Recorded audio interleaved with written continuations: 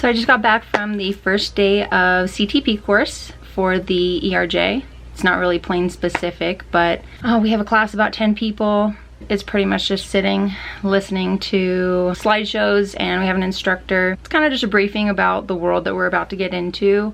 A lot about CRM, crew resource management, a lot of different safety issues that we cover. A lot of good information. We also talked a little bit about turbine engines, basics. I mean, most of us are coming from a GA background, so we don't know a whole lot about, you know, the new engines, the new planes. And we got a tour of the facility, got to see all the new sims. They're full-blown, full-motion flight simulators. 90% of my nerves are gone after today. I get so nervous and worked up before every first day, whatever it is, first day of school, which is today, first day of any new job. I feel a lot better, a lot more relaxed. I still got to do a lot of studying.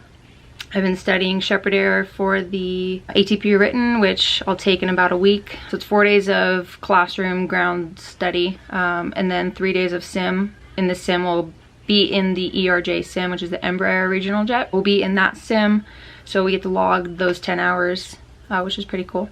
And then after that, we have 3 days to take the written exam, and then after that is the first day of real in-doc, and the rest is gonna be history, so stay tuned.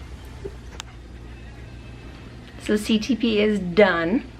It was only 4 days of sitting in class, trying to stay awake, just a bunch of slideshows, and then it had a test at the end that was basically based on just every little quiz we'd taken throughout the 4 days. So that finished, and then we had 3 days of sims. My partner was Shannon, my roommate, and we just went in for like a 6-hour session. Our shift was 4 p.m. to 10 p.m. and we couldn't really study for anything. It wasn't supposed to be like that. You just sit in there and he guides you through what the point is. They're just showing you how the aerodynamics work, how to work the systems, all of the navigation. Yeah, so it was really cool, and it's full motion sim. And the first thing I thought when it started moving was that it felt like the Indiana Jones ride at Disneyland, and you can like hear the like hydraulic jacks moving us. The weirdest thing was when you would land and come to a stop, the visuals don't match up with how it feels, and every time it just felt like, ugh. They treat it like a full-on plane, so you have to have your seatbelt in, all the buttons and everything's exactly the same as a real plane. So that was really exciting. That'll be the end of the whole CTP course. The instructor gave us the certificate. That's now basically my magic key to get into the ATP written. So all I'm doing is studying on my iPad for the ATP written using Shepherd Air. But once that written is taken care of, it will be a breath of fresh air, and after that is in-doc. So again, stay tuned. So the ATP written is done. I passed with a 93%. I think I just didn't get all the questions I had doubts about.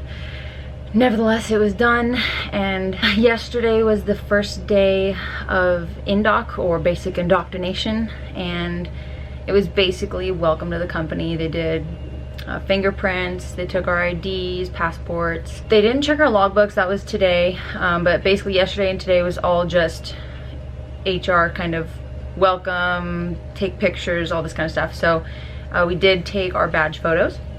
They just kind of set the little stripes on your shoulders, and they just kind of balance there so it looks like they're strapped in, but it's really not. They also gave us our tablets, and it has everything that we need on it. It's technically our EFB, or electronic flight bag. We already are getting hit with the homework. They're just like online modules basically, but we have tomorrow off, but really that just means go study because it's all gonna start hitting the fan soon. It's like drinking from a fire hose.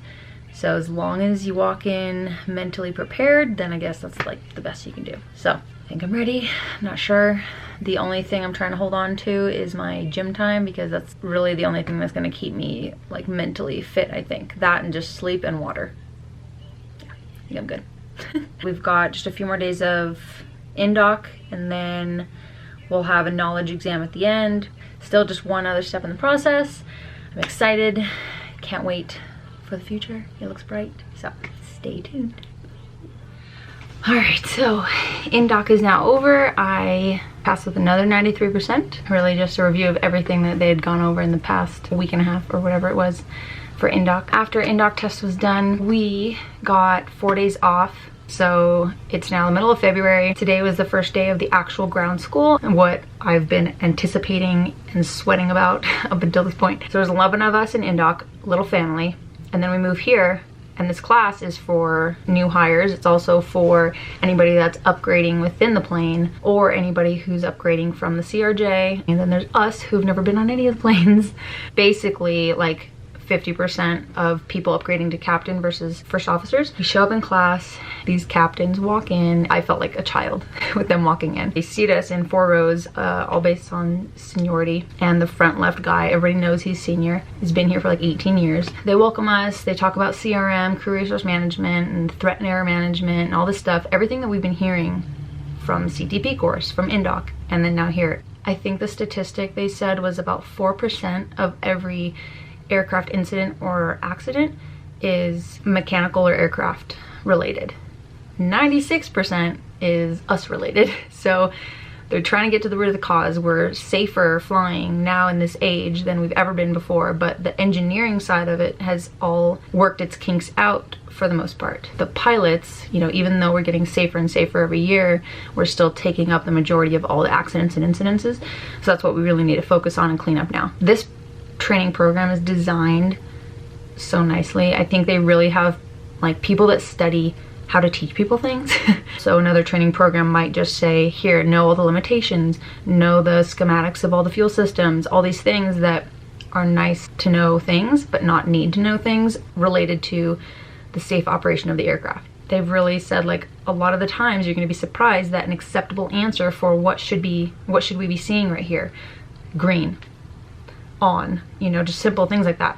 We may not need to know the exact temperature that a certain, you know, gauge, you know, turns red at or whatever, because it's like, whether we know the temperature or not, it's still going to turn green or red, and we still need to handle it the right way. So they started walking us through the startup, and that's how the next 2 weeks are supposed to be designed, is just they walk us through startup, taxi out, all the different things that we're going to be doing during every phase of flight. And so the whole 2 weeks, they're basically going from takeoff, departure, en route, arrival, landing, every phase of flight, and then on Friday we're basically landing. We also bid for our sim schedules. Before we bid, we basically, everybody called it speed dating, because when we did our introductions around the classroom, you had to say why you'd be a good sim partner. We're like selling ourselves as sim partners basically. Everybody's advice was to get paired with more senior captains because they get first priority in picking the sim schedule, and so you're not left with the scraps. Also picking somebody who's upgrading from FO in the ERJ to captain in the ERJ, because they already know the plane, they can help us out a lot more. I was so stressed about picking a partner. I don't know, it's like selling yourself and putting yourself out there is different than just, you know, getting up and speaking. There's only one other chick in the class that is upgrading to captain. I resonated with just her personality when she was introducing herself, so I just went up to her and I was like, hey, are you paired up already? She's like, no, do you want to be my sim partner? I was like, yeah, that's okay. And then she hugged me. I'm like, a guy wouldn't do this. Most guys wouldn't do this. I would have been fine with most of the other guys in the room, but it felt so much more comfortable. Girls are just different than guys, and I think not every scenario is going to be the same, but girls with girls, it could be, you know, a comfort zone, but at the same time it could allow you to not worry about other stressors and allow you to kind of just focus on the learning. So I felt comfortable with her. She was very nice. I feel good about it. It's overwhelming still thinking about like how much stuff we're going to be learning over the next 2 weeks. The instructor's really great. He wasn't just standing there reading the slides. I really appreciated how he did it. I think he's great. At the end of the day, for the last like 30 minutes, we went into this like lab with like computer screens, and it's like a little computer module of the inside of the cockpit, and so you can push buttons and see the schematics of how things turn on. And then we have like a big packet of homework and then like daily activities to do in the lab. It's a lot more simple than I was imagining. Definitely nothing to be like underestimating, but day at a time. It's a good pace. So now I'm back at the hotel. It's Monday. I'm gonna do what I can, study tonight, and we'll go from there. So anyway, till then, stay tuned. Oh, I am so exhausted. There's so much dry shampoo in this hair. I stayed up way too late last night. I know sleep is way more important, but cramming for real. It is no joke. It is a fire hose that I am being forced to drink from. Not forced, I want to be here. I'm happy to be here. After Indoc was systems. We had a weekend off in the middle, which was really nice. It was really good. First week we had an instructor that was amazing. I don't know, he just did a good job of like dumbing it down in a way. The second week we had a different instructor who also knew his stuff. He read the slideshow a little bit more than the first guy though, so that was the only crummy part. They would have like these little clickers that we would push buttons and take quizzes like on the slideshow every day over the reading from the previous night. So that was a cool, you know, little way of switching it up, I guess. I would say I think I underestimated it a little bit. The reading quizzes for the next day weren't that bad, and then it made it seem like, you know, we just went over everything in class. Some of this stuff was really hard for me to get used to, and I think I know my weak areas, and they were my weak areas before in training. They're still my weak areas here, and so those are just ones that like I had to, you know, focus more on. That's the same with every new phase of anything pretty much. So if you just know yourself well enough, then you can know how to like work around that. Yesterday we had 2 validations. One was the DTS lab. We had to start up the plane, do the startup checklist, the originating flows and checklist, and then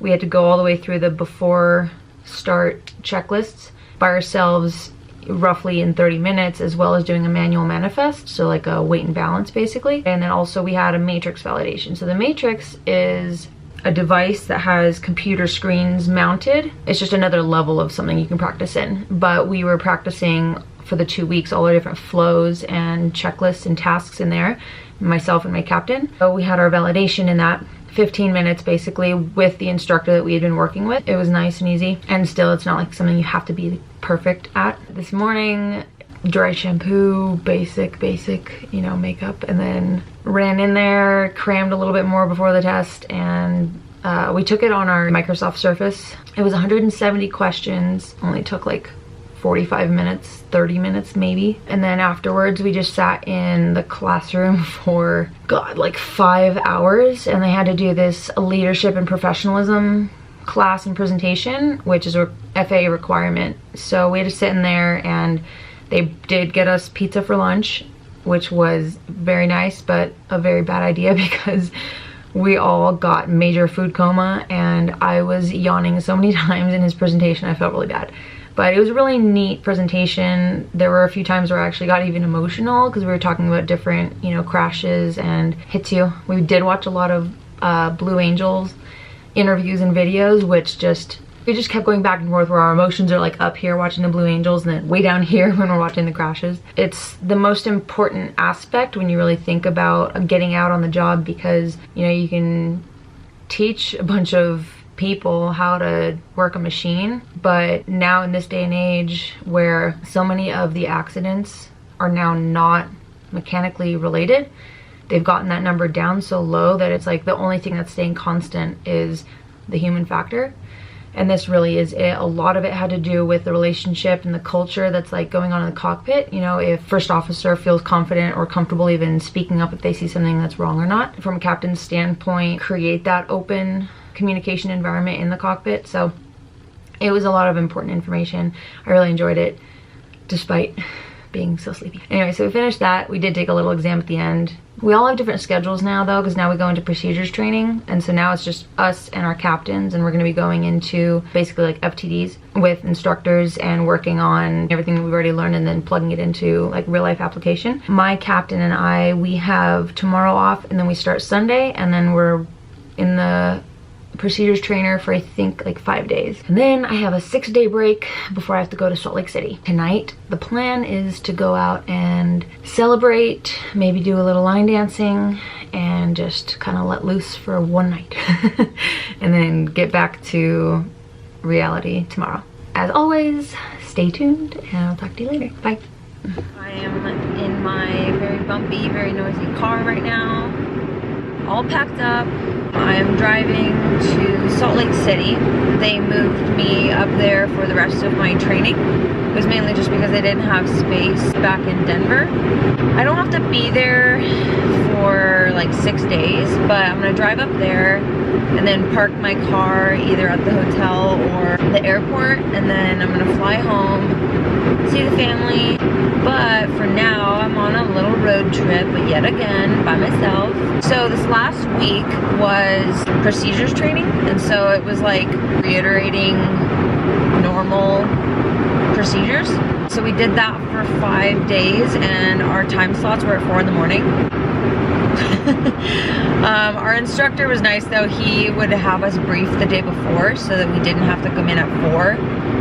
So we came in at 6 instead, and then we just stayed 2 hours later than we were planned. So we did like 6 to 12 instead of 4 to 10, which helps. It's so sucky when you're not, you know, able to even see the sun before you're behind closed doors for the rest of the day. So I had my procedures validation today. We passed. It was a lot more simple than he had also been like teaching us. So again, why, like, I appreciate that he was strict on us in the beginning. So I've got still about 7 hours left on the drive. Hopefully I stay awake, and we'll check in when we get to Salt Lake. That's it. So see you.